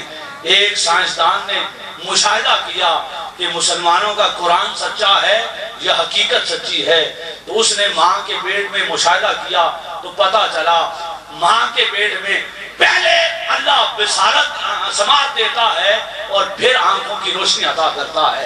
قرآن کے مطابق اس علم کو دیکھ کر اس نے لا الہ الا اللہ محمد رسول اللہ پڑھ لیا۔ سامعین کرام، جس بھی میدان میں دیکھیں گے نمونہ اگر دکھائی دے گا تو ذات محمد مصطفیٰ صلی اللہ علیہ وسلم کے ذات دکھائی دے گی۔ جس شعبے میں رہنمائی مانگیں گے تو ایک بارگاہ ہے جہاں سر جھکایا جائے گا، ایک جگہ ہے جہاں سے اسوہ سیرت تعلیمات مجسر آئیں گی، اور وہ در محمد مصطفیٰ صلی اللہ علیہ وسلم ہے۔ سائنس کے کچھ اسٹوڈنٹ بیٹھے ہوں گے، میں بس ایک دو جملے ان کے لیے بھی عرض کر دوں کہ سب سے مضبوط علم ہم سائنس کو سمجھتے ہیں، اور اس علم کے کتنے مراحل ہیں۔ سب سے پہلے مشاہدہ ہوتا ہے، پھر ایک مفروضہ قائم ہوتا ہے، پھر اس پہ تجزیہ کیا جاتا ہے، پھر اس پہ تجربہ کیا جاتا ہے، اور پھر 5 مراحل سے گزر کر ایک شے مفروضے سے یا مشاہدے سے قانون کا درجہ اختیار کرتی ہے۔ کوئی علم جو سائنس کا ترقی کرتا ہے، مفروضے، مشاہدے، تجزیے، تجربے، ان 6 مراحل سے گزرنے کے بعد قانون بنتا ہے۔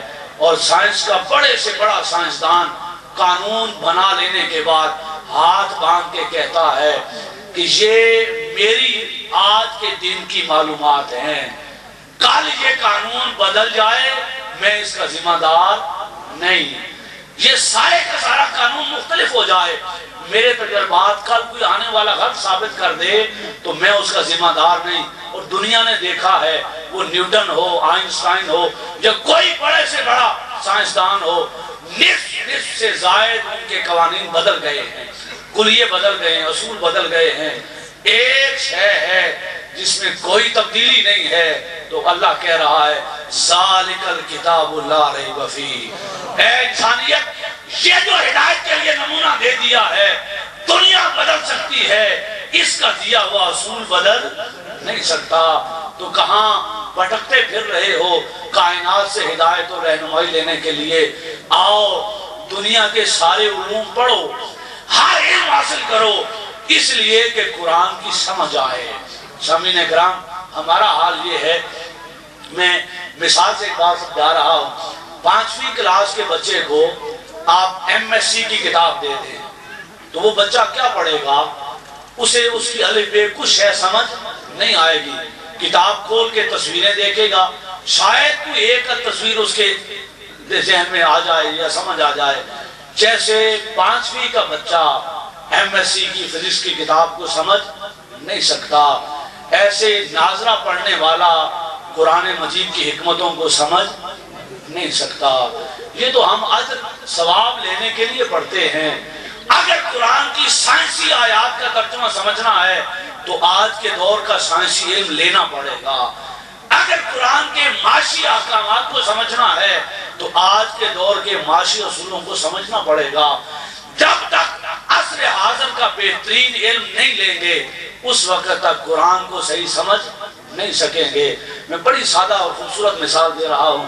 سامعین کرام، ہر ترجمہ درست ہے جو ترجمہ کیا گیا قرآن مجید کا اس دور میں، پچھلی چند صدیوں میں، اور وہ ترجمہ چاہے اردو میں ہے، فارسی میں ہے، لیکن سائنسی اعتبار سے ہم بڑے ادب سے عرض کرتے ہیں کہ سائنسی اعتبار سے آج کے دور کا اگر کوئی درست ترجمہ ہے تو وہ حضور شیخ الاسلام ڈاکٹر محمد طاہر القادری کا ترجمہ عرفان القرآن ہے۔ میں ایک حوالہ اس کا دے رہا ہوں۔ حضور شیخ الاسلام مدینہ پاک میں تھے اور مسجد نبوی میں گنبد خضرا کا نظارہ کر رہے تھے، تو ایک پاکستان کا مشہور ایمبریالوجی کا پروفیسر آیا، اس نے ہاتھ باندھ کے کہا اے شیخ الاسلام، میرا ایمان درمیان میں ہے، مہلک ہے، کسی لمحے میرا ایمان ضائع ہو سکتا ہے۔ میں نے ساری عمر ایمبریالوجی پڑھائی ہے، اس کا میں پروفیسر ہوں اور اپنی آنکھوں سے مشاہدہ کیا ہے ہر شے کا۔ میں نے جو ترجمہ قرآن کا پڑھا ہے ہر ترجمہ یہی کہتا ہے کہ ہم نے انسان کو جمے ہوئے خون سے پیدا کیا، خلق الانسان من علق۔ ہر ترجمہ یہی کہتا ہے کہ انسان کو جمے ہوئے خون سے پیدا کیا، لیکن اس نے کہا میری آنکھوں نے ہر شے کا مشاہدہ کیا ہے اور سائنس اس بات پر متفق ہے کہ انسان کی تخلیق میں خون کا کوئی عمل دخل ہی نہیں ہے۔ انسان کی پیدائش میں خون کا عمل دخل ہی نہیں ہے، اور آپ کا قرآن کہہ رہا ہے کہ ہم نے جمے ہوئے خون سے پیدا کیا۔ حضور شیخ الاسلام نے اپنا ترجمہ اسے پیش کیا، اس نے ترجمہ پڑھا تو چیخ مار کے کہا ہاں یہ ہے سائنسی اعتبار سے درست سمجھ آنے والا ترجمہ۔ آپ نے فرمایا خلق الانسان من علق، علماء بیٹھے ہیں، علق معنی ہے پہلا بگننگ، ڈھونڈ معنی اس کا کیا ہے؟ مولک ہونا، لٹک جانا. آپ نے اس معنی کی مناسبت سے جو ترجمہ کیا ہے خلق الانسان من علق، کہ اللہ نے وہ خالق ہے جس نے انسان کو رحم مادر میں ایک لٹکے ہوئے وجود سے تخلیق فرمایا.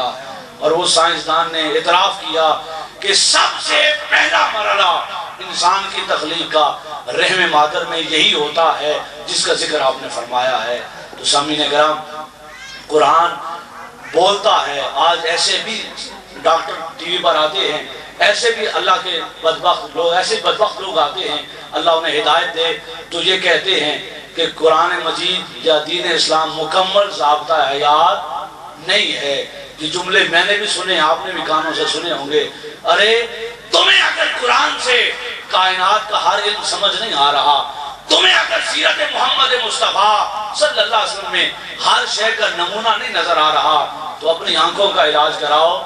اللہ نے جو کتاب دی ہے اور جو صاحب کتاب ہمیں عطا کیا ہے، کائنات کے آخری انسان تک کوئی علم ایسا پیدا ہی نہیں ہو سکتا جس علم کی ہدایت و رہنمائی وجود محمد مصطفیٰ صلی اللہ علیہ وسلم نے پہلے عطا نہ فرما دی ہو، اللہ کے قرآن نے پہلے عطا نہ کر دی ہو. تو سامعین کرام، سیرت مصطفیٰ ہر دور میں ناگزیر ہے. بولیے کیا ہے؟ ناگزیر ہے. اس سے بہتر اسوہ کائنات کے پاس نہیں، اس سے بہتر اصول کائنات کے پاس نہیں. اب میں بس آخری احساس کر رہا ہوں، دونوں باتیں ملا رہا ہوں دوبارہ، کہ میں نے ایک سبق شروع میں یاد کرایا تھا. کیا؟ میلاد مصطفیٰ صلی اللہ علیہ وسلم کو منایا جائے. کیا کیا جائے؟ منایا جائے. اور سیرت مصطفیٰ کو اپنایا جائے. ذرا اونچا بولیں، سیرت مصطفیٰ کو اپنایا جائے. میں اس بات کا قائل ہوں کہ آج کے دور میں حضور کے میلاد پر اعتراض ختم ہو گیا ہے، کم و بیش ختم ہو گیا ہے. یہ حضور کا صدقہ ہے، آقا کی کرم نوازی ہے کہ جو کل نہیں مناتے تھے حضور نے کرم فرمایا ہے، آج وہ سیرت و میلاد منا رہے ہیں. ہماری تو دعا ہے، کوئی جھگڑا نہیں ہمارا کسی کے ساتھ، ہماری تو دعا ہے اللہ کی بارگاہ میں کہ مولا جو کل نہیں مناتے تھے آج سیرت و میلاد منا رہے ہیں، تو مولا تو میلاد والے کا قرب بھی انہیں عطا فرما دے، تھوڑی محبت اور عطا فرما دے. ہر سینے میں عشق مصطفیٰ کی شمع جل جائے تو ہمیں کیا ہے، اس سے بڑھ کر اور کیا نعمت ہے. سامعین کرام، سچی بات عرض کرنے لگا ہوں، آج میلاد پر اعتراض نہیں ہے. اگر اعتراض ہے تو میلاد منانے والوں پر ہے.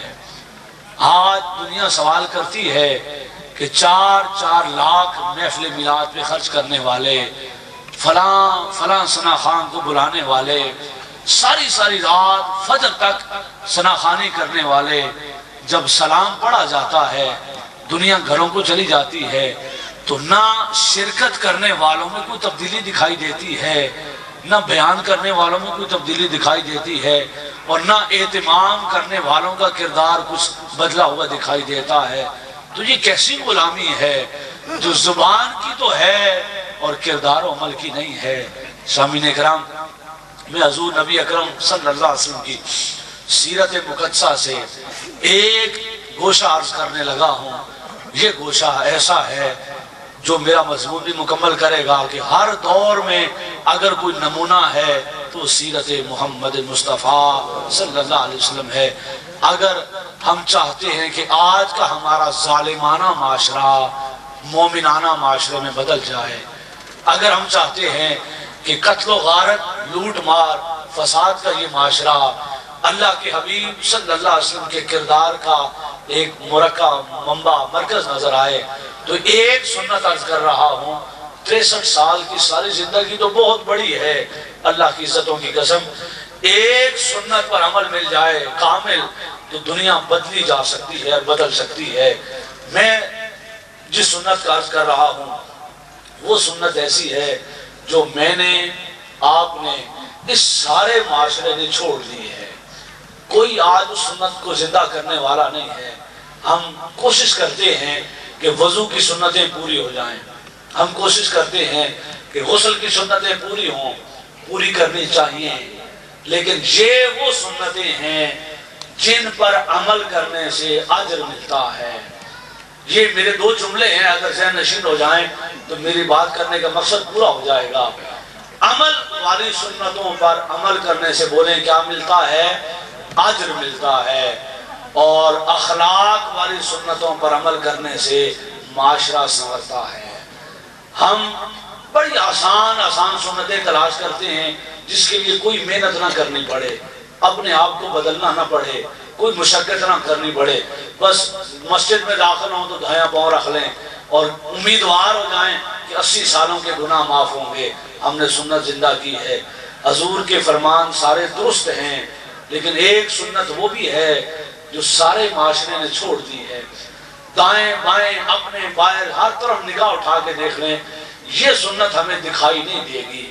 کون سی؟ میرے اور آپ کے آقا محمد مصطفیٰ صلی اللہ علیہ وسلم کی سب سے بڑی سنت حضور کے اخلاق حسنہ کی سنت تھی۔ اور ان اخلاق حسنہ میں سے ایک خلق عرض کر رہا ہوں، میرے اور آپ کے آقا کی سنت یہ تھی کہ حضور برائی کے مقابلے میں نیکی فرمایا کرتے تھے۔ بلند آواز سے بولیں، کیا کرتے تھے؟ برائی کے مقابلے میں نیکی فرمایا کرتے تھے۔ جفا کا مقابلہ میرے آقا کس سے کرتے تھے؟ وفا سے کرتے تھے۔ لوگ پتھر مارتے تھے تو کالی کملی والا دعا کے لیے ہاتھ اٹھا دیا کرتا تھا۔ لوگ کانٹے بچھاتے تھے اور رحمت للعالمین چادریں بچھا دیا کرتے تھے۔ برائی کا مقابلہ نیکی سے کرنا، یہ ہے سنت محمد مصطفیٰ صلی اللہ علیہ وآلہ وسلم۔ سچے دل سے بتائیں کہ آج اس کا وجود بھی باقی رہ گیا ہے؟ نہیں۔ میں اور آپ اگر اپنی زندگی میں 4 واقعے اکٹھے کریں نا، کوئی چن کے 3-4 واقعے تلاش کریں کہ کسی نے برائی کی ہو اور ہم نے نیکی کی ہو، تو شاید ہمیں زندگی میں 4 واقعات بھی نہ ملیں۔ ہم تو وہ لوگ ہیں کہ برائی کا مقابلہ نیکی سے کون کرے گا؟ ہم وہ لوگ ہیں کہ نیکی کا مقابلہ نیکی سے نہیں کر سکتے۔ آج کے دور میں مجھے اگر کوئی سر جھکا کے ملے نا تو میں کیا سمجھتا ہوں؟ یہ نہیں سمجھتا کہ نیک ہے، اچھے کردار کا ہے، اخلاق والا ہے تو پیار سے مل رہا ہے۔ میں یہ سمجھتا ہوں کہ اسے کوئی کام ہوگا جو سر جھکا کے مل رہا ہے، کوئی ضرورت ہوگی جو اتنا بچ کے بات کر رہا ہے۔ ہم وہ لوگ ہیں جو حضور کی سنت اور کردار سے اتنے میلوں دور چلے گئے ہیں کہ یہ سنت ڈھونڈے بھی آج معاشرے سے میسر نہیں آتی۔ کوئی ایک برائی کرے، ہم 10 گنا بڑھ کے انتقام لیتے ہیں۔ کوئی ایک کندھا لگ جائے گاڑی میں چڑھتے ہوئے تو ماں بہن ایک ہو جاتی ہے۔ کوئی میرے گھر میں میری دعوت پہ نہ آئے تو میرا سارا خاندان اس کا بائیکاٹ کر دیتا ہے۔ ہم وہ لوگ ہیں کہ ہم کہتے ہیں کہ ہمارے پڑوسی کچھ اور لوگ ہیں جو فاتحہ نہیں پڑھتے، ہم وہ لوگ ہیں جو جنازے بھی چھوڑ دیتے ہیں۔ یہ سنت مصطفیٰ نہیں ہے، یہ کردار محمد مصطفیٰ نہیں ہے۔ اور اگر اپنی زندگیوں میں کوئی تبدیلی لانا چاہتے ہیں تو بس یہ آخری واقعہ ہے، حضور کے حیات مبارکہ کا یاد کر کے بات مکمل کر رہا ہوں۔ حضور نبی اکرم صلی اللہ علیہ وسلم برائی کا مقابلہ نیکی سے کیسے فرماتے تھے، یہ واقعہ بھی سنیں، عقیدہ بھی مضبوط کریں اور پتہ چلے گا کہ رحمت للعالمین کا معنی کیا ہے۔ حضور کیسے برائی کے مقابلے میں نیکی فرماتے ہیں۔ آقا صلی اللہ علیہ وسلم کی مدنی زندگی کا سب سے بڑا دشمن، بولیے کون؟ مدینہ کا سب سے بڑا دشمن عبداللہ بن ابی۔ کیا نام تھا؟ عبداللہ بن ابی۔ کون تھا؟ منافقوں کا سردار تھا۔ اتنا بڑا دشمن تھا میرے آقا کا کہ اس لعنتی نے ایک بار نہیں کئی بار میرے آقا کو گالیاں دی تھی۔ استغفر اللہ العظیم۔ اس لعنتی نے میری اور آپ کی ماں عائشہ صدیقہ رضی اللہ عنہا پہ تہمت لگا دی تھی۔ اس بدبخت نے مکے والوں کو خط لکھے تھے کہ تم باہر سے حملہ کرو، میں اندر سے حملہ کروں گا۔ جس نے ساری عمر ہمارے آقا کو اذیتیں دیں، وہ بدبخت لعنتی جب مرنے لگا نا، آخری سانس آنے لگا اس کا، تو اس نے بیٹے کو بلایا، بیٹے کو بلا کے کہا اب میں وقت مختصر ہو چکا ہے، میں حوالہ جات نہیں عرض کر رہا، کسی نے حوالہ دیکھنا ہے تو کوئی تفسیر اٹھا لیں، کوئی حدیث کی کتاب اٹھا لیں، سورہ توبہ کی آیات کی تفسیر دیکھ لیں، یہ اب جو گفتگو کر رہا ہوں سارے حوالے مجھے سر آ جائیں گے، کوئی تفسیر اٹھا لیں۔ اس نے اپنے بیٹے کو بلا کے کہا کہ جاؤ محمد الرسول اللہ صلی اللہ علیہ وسلم سے کہو کہ میرا باپ مرنے والا ہے، میرے باپ کے کفن کے لیے آقا آپ اپنی قمیض عطا فرما دیں۔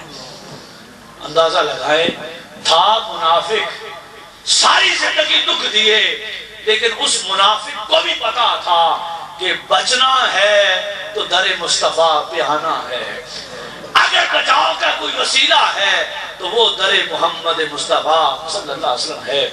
حضور کے پاس اس کا بیٹا آیا تو رحمت للعالمین کی رحمت پہ قربان جائیں، آقا نے قمیض اتاری اور اس کے بیٹے کو دے دی۔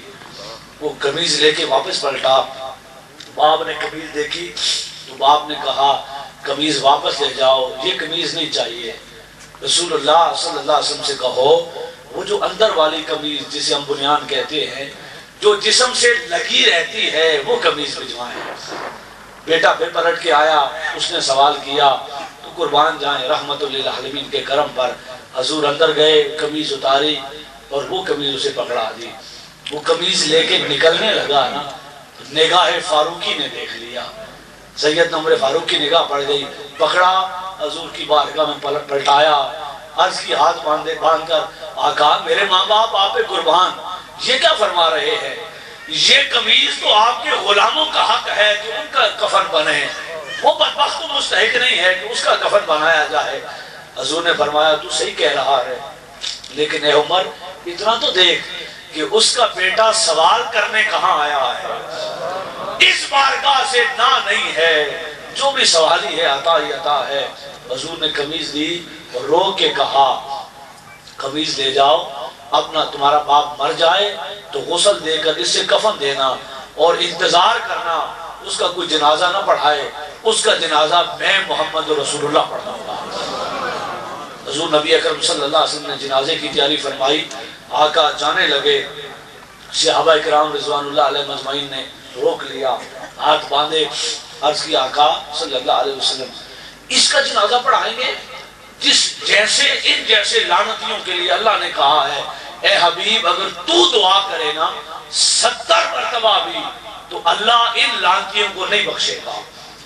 رب نے جن کے لیے دروازے بند کر دیے ہیں، آقا آپ کیوں دعا کر رہے ہیں؟ حضور نے فرمایا میرے غلاموں تم نے قرآن نہیں پڑھا؟ اللہ نے کہا ہے نا کہ میں معاف نہیں کروں گا، معاف کرنا نہ کرنا اس کا کام ہے، رحمت للعالمین کا کام دعا کر دینا ہے۔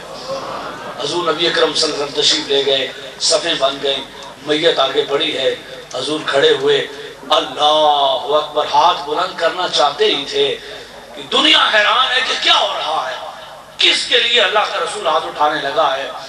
ایک سے خاموش نہ رہا گیا، اس نے صف توڑی، سیدنا عمر فاروق رضی اللہ تعالیٰ عنہ میت اور حضور کے درمیان کھڑے ہو گئے، اور حدیث کے کلمات ہیں کہ اتنے جذبات میں تھے کہ ان کا ایک ہاتھ حضور کی قمیض پہ تھا۔ عرض کی آقا اس لعنتی کا جنازہ پڑھائیں گے؟ اس بدبخت نے یہ کیا یہ کیا یہ کیا، اس کے سارے گناہ گنوا دیے۔ قربان جائیں جلال فاروقی گناہ گنواتا رہا، کالی کملی والا مسکراتا رہا، حضور مسکراتے رہے۔ جب وہ گناہ گنوا چکے نا تو آقا نے فرمایا ہوگا صدق تھا، اے عمر تو سچ کہہ رہا ہے۔ تو عمر نے بھی عرض کی ہوگی آقا اگر یہ سچ ہے تو آپ کیا فرما رہے ہیں؟ حضور نے فرمایا ہوگا عمر میری ایک ہی مرضی ہے، اور میری مرضی یہ ہے کہ حشر کے دن کوئی منافق بھی یہ نہ کہہ سکے کہ میں در مصطفیٰ سے خالی پلٹ گیا تھا، میرے لیے آقا نے کچھ نہیں کیا تھا۔ اور اس کی ایک اور حکمت اور وجہ مفسرین نے لکھی ہے، اور وہ یہ کہ میرے آقا کا فرمان ہے، یہ فرمان ذہنوں میں بٹھا لیں، آقا کا حکم ہے۔ حضور نے فرمایا کہ جس نے میری آل کے ساتھ نیکی کی، جس نے میری آل کے ساتھ نیکی کی اور میری آل بدلہ نہ دے سکی، میری آل اس بدلے کا جواب دنیا میں نہ دے سکی، تو سن لو وہ ادھار رہا، قیامت والے دن اس کی نیکی کا بدلہ محمد رسول اللہ خود ادا کرے گا۔ تو لہٰذا اہل بیت کے ساتھ نیکی کر کے بھول جایا کریں تاکہ اس کا صلہ ہمیں عصر میں حضور کے ہاتھوں سے ملے۔ تو یہ حضور نے کیوں قمیض دی تھی؟ ایک وجہ یہ تھی کہ حضور کے چچا حضرت عباس رضی اللہ تعالیٰ عنہ ایک بار قیدی بن کے آئے تھے تو ان کی قمیض پھٹ گئی، آپ کا قد مبارک بڑا تھا، اس عبداللہ بن ابی نے حضور کے چچا کے لیے قمیض دی تھی، تو حضور نے زمین کا حساب زمین پر برابر کر دیا کہ کل یہ قیامت والے دن کسی اجر کا مستحق نہ ہو سکے۔ مختصر یہ حضور قبر میں اتر گئے، قربان جائے رحمت للعالمین نے اپنے ہاتھوں سے پکڑ کر قبر میں رکھا، مٹی ڈالی، اللہ کا رسول مٹی ڈال کر پھر قبر پہ کھڑا ہوا، ہاتھ اٹھائے، پھر دعا کرنا چاہتے تھے، اللہ نے اگلی وحی بھیجی، فرمایا میرے حبیب تو نے اپنی مرضی کر لی ہے، اب لا تقم علی قبرہ، اب ذرا قدم اٹھانا، تھوڑا پیچھے ہو جا۔ مولا کس لیے؟ فرمایا حبیب تیری مرضی یہ تھی کہ تیرے در سے خالی کوئی نہ جائے، اے حبیب تیرے رب کی مرضی یہ ہے ساری دنیا بخشی جائے لیکن تیرا گستاخ نہ بخشا جائے۔ حبیب سب کے لیے معافی ہو سکتی ہے، بڑے سے بڑا کبیرہ گناہگار بھی بخشا جا سکتا ہے لیکن تیرا گستاخ نہیں بخشا جا سکتا۔ حبیب اس کے لیے تو تیری دعائیں بھی اللہ نہیں سن رہا، اس لیے زرنی والمکذبین، ذرا پیچھے ہونا، میں تیرے انکار کرنے والوں تجھے تکلیف دینے والوں کا حساب و کتاب میں کرتا ہوں۔ اور محبت والے لوگوں نے ترجمہ اس کا یوں کیا، اے حبیب ذرا اپنے قدم اٹھا کے پیچھے تو ہو، تیرے قدموں کی وجہ سے بچا ہوا ہے، مجھے حیا آتی ہے عذاب شروع کرتے ہوئے، ذرا پیچھے ہو اور دوبارہ پلٹ کے اس کی قبر پہ نہ آنا، اس لیے کہ تیرے قدم بھی لگے ہوئے ہوں اور میرا عذاب بھی ہو، یہ دونوں باتیں جمع نہیں ہو سکتی۔ سامعین کرام سارا واقعہ جس مقصد کے لیے بیان کیا ہے وہ یہ جملہ سماعت فرمائیں۔ حضور جنازہ پڑھا رہے ہیں، منافق دیکھ رہے ہیں، کفار دیکھ رہے ہیں، عبداللہ بن ابی کا خاندان دیکھ رہا ہے، اس جنازے کو دیکھ کر شام سے پہلے 1000 بندوں نے لا الہ الا اللہ محمد رسول اللہ پڑھ کر کلمہ پڑھ کر اسلام قبول کر لیا تھا۔ سامعین کرام تحریک منہاج القرآن جو پیغام دینا چاہتی ہے، بات جو سینوں تک پہنچانا چاہتی ہے کہ میلاد مصطفیٰ صلی اللہ علیہ وسلم کو منایا جائے اور سیرت مصطفیٰ کو اونچا بولیں، سیرت مصطفیٰ کو اپنایا جائے۔ میلاد منائے اس لیے کہ ہم دنیا پر آئے ہی حضور کا ذکر کرنے کے لیے ہیں، اور سیرت اپنائیں اس لیے کہ اس سے بہتر اسوہ کائنات میں کوئی نہیں ہے، اس سے بہتر کسی کا کردار نہیں ہے۔ سامعین کرام اب آخر میں ایک اعلان سے قبل میں ہاتھ نہیں کھڑے کروانا چاہتا، میں کوئی وعدہ وعید آپ سے نہیں لینا چاہتا، مجھے پتا ہے کہ جو بات اب میں کرنے لگا ہوں آخر جملہ، یہ کام کوئی آسان کام نہیں ہے۔ 10 سال کی لڑائیاں جھگڑے، 20 سال کی رنجشیں ایک جملے سے ختم تو نہیں ہوتی، لیکن شاید اس کا عظیم ذکر کر کے ہم دعا کریں تو اللہ ہمارے دلوں میں بھی محبت عطا فرما دے۔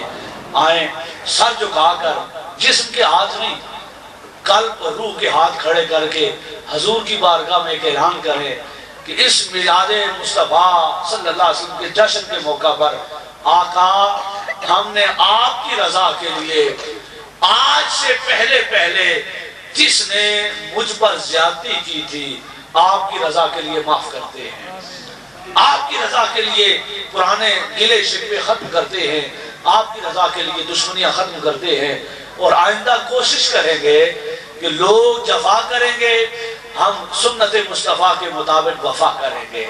اللہ کی قسم اس ظالمانہ معاشرے کو بدلنے کا سب سے بہترین اصول یہی ہے، اگر ہم اپنے کرداروں کو حضور کی اسوہ میں ڈھال لیں تو کوئی تبلیغ کی ضرورت نہیں ہے۔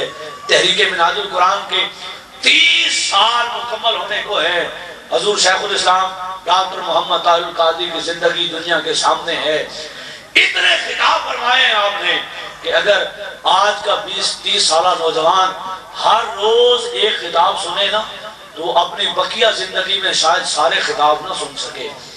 اس قدر کتابیں لکھی ہیں کہ ایک عمر چاہیے ان ساری کتابوں کو پڑھنے کے لیے، لیکن کوئی شخص نہیں بتا سکتا کہ ایک فکرہ یا ایک جملہ ایسا ہے جس میں حضور شیخ الاسلام نے کسی کو گالی دی ہو، کسی کو برا بھلا کہا ہو۔ لوگ گالیاں دے دے کے تھک گئے، حضور شیخ الاسلام دعائیں کرتے رہے۔ آپ نے سنت محمد مصطفیٰ صلی اللہ علیہ وسلم کے مطابق آپ نے دکھ دینے والوں کے لیے سکھ کی دعا ہی کی ہے۔ آئیے اپنی اولادوں کو تحریک منہاج القرآن کے حوالے کریں۔ اللہ کی قسم یہ وہ پاکیزہ مرکز اور جگہ ہے جہاں سے ہر ایک کو محبت ہی میسر آئے گی، ہر ایک کو پیار ہی میسر آئے گا، ہر ایک کو کرم ہی میسر آئے گا۔ اور یہ وہ جگہ ہے جہاں سے پہچانے محمد مصطفیٰ صلی اللہ علیہ وسلم ملے گی۔ سامعین کرام، یہ آج کی ہماری دوسری نشست تھی۔ کل انشاءاللہ تعالی تیسری نشست ہوگی، اور تیسرا درس فہم قرآن جو ہوگا بسلسلہ جشن میلاد مصطفیٰ صلی اللہ علیہ وسلم میں، اس میں جناب علامہ محمد وقاص قادری صاحب تشریف لائیں گے، اور ان کا مضمون سارا محبتوں بھرا مضمون ہوگا کہ ذات مصطفیٰ صلی اللہ علیہ وسلم سراپا معجزہ ہے۔ کیا ہے بولیے؟ سراپا معجزہ ہے۔ تو ان کی گفتگو کا ایک ایک جملہ انشاءاللہ تعالی آپ کے سینوں میں عشق اور محبت کے چراغ جلائے گا، آپ کو حضور نبی اکرم صلی اللہ علیہ وسلم کی عظمتوں کی تار پر پہچان کروائے گا۔ تو آپ میں سے کوئی بھی شخص کل نہ صرف یہ کہ غیر حاضر نہ ہو، بلکہ کل جب آئیں تو انتظامیہ کو ہاتھ پاؤں پڑ جائیں کہ ہر شخص دو دو بندے ساتھ لے کے آئے، اور یہاں پنڈال میں بٹھانے کی جگہ میسر نہ ہو۔ تو کل ہر کوئی آئے اور اپنے ساتھ اپنے خاندان کو، اہل محلہ کو، بیوی بچوں کو ساتھ لے کے آئیں، اس لیے کہ ہمارے آقا نے فرمایا تھا کہ تمہاری ذمہ داری ہے مسلمانوں کہ اپنی اولادوں کو بٹھا کر حضور کی محبت سکھایا کرو، آقا کی محبت سکھایا کرو۔ وہ کیسے سکھائیں گے؟ گھر بٹھا کے نہیں، انگلی پکڑ کے خود بھی آئیں اور اپنے بیوی بچوں کو بھی ساتھ لے کے آئیں۔ باپردہ انتظام خواتین کا بھی ہوتا ہے۔ تو کل تمام آباد اس سے بڑی تعداد میں یقیناً شریک ہوں گے۔ بس سبق کو دوہرا لیں کہ میلاد مصطفیٰ کو نہیں، سبق بھول رہے ہیں، میلاد مصطفیٰ کو منایا جائے اور سیرت مصطفیٰ کو منایا جائے۔ میلاد اس لیے منایا جائے کہ ہم آئے ہی میلاد منانے ہیں، اور سیرت کو اس لیے اپنایا جائے کہ غلامی تب مکمل ہوتی ہے جب کرداروں سے خوشبو محمد مصطفیٰ ہے۔ وما علینا الا البلاغ۔